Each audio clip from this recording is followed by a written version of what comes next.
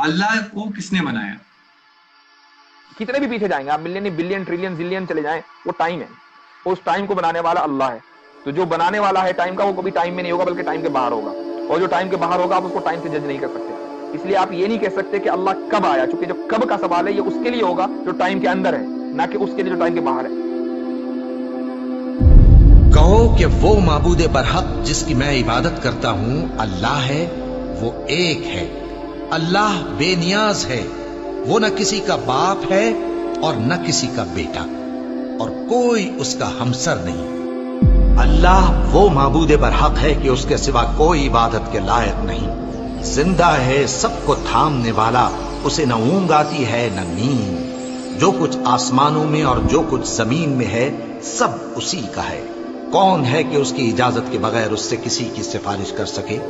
जो कुछ लोगों के रूबरू हो रहा है और जो कुछ उनके पीछे हो चुका है उसे सब मालूम है, और लोग उसकी मालूमात में से किसी चीज पर दस्तरस हासिल नहीं कर सकते। हाँ, जिस कदर वो चाहता है उसी कदर मालूम करा देता है।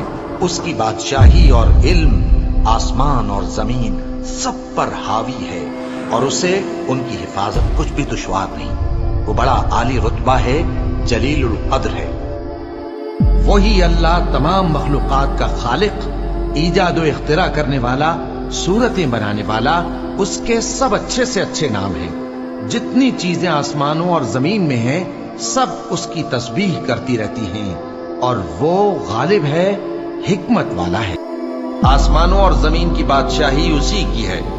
वही जिंदगी देता है और वही मौत देता है, और वो हर चीज पर कादिर है। वही अव्वल और वही आखिर, और अपनी कुदरतों से सब पर जाहिर और फिर भी पोशीदा है, और वो हर चीज का खूब जानने वाला है। वही है जिसने आसमानों और जमीन को 6 दिन में पैदा किया, फिर अर्श पर जलवा अफरोज हुआ। जो चीज जमीन में दाखिल होती और जो उससे निकलती है, और जो आसमान से उतरती और जो उसमें चढ़ती है, सब उसको मालूम है। और तुम जहां कहीं भी हो वो तुम्हारे साथ होता है, और जो कुछ तुम करते हो अल्लाह उसको देख रहा है। आसमान और जमीन में जितने लोग हैं सब उसी से मांगते हैं। वो हर रोज किसी न किसी काम में होता है।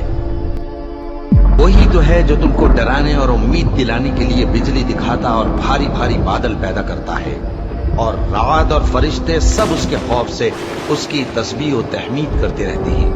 और वही बिजलियां भेजता है, फिर जिस पर चाहता है गिरा भी देता है, जबकि वो अल्लाह के बारे में झगड़ती है, और वो बड़ी कुव्वत वाला है।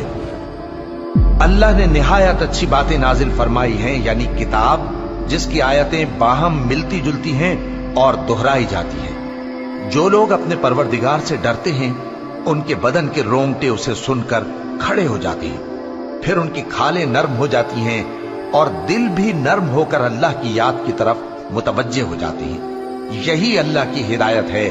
वो इससे जिसको चाहता है हिदायत देता है, और जिसको अल्लाह गुमराह रहने दे उसको कोई हिदायत देने वाला नहीं। अल्लाह ही खलकत को पहली बार पैदा करता है, फिर वही उसको दोबारा पैदा करेगा, फिर तुम उसी की तरफ लौट कर जाओगे। जो मखलूक जमीन पर है सबको फना होना है, और तुम्हारे परवरदिगार ही की जात जो साहिब जलाल व करम है बाकी रहे।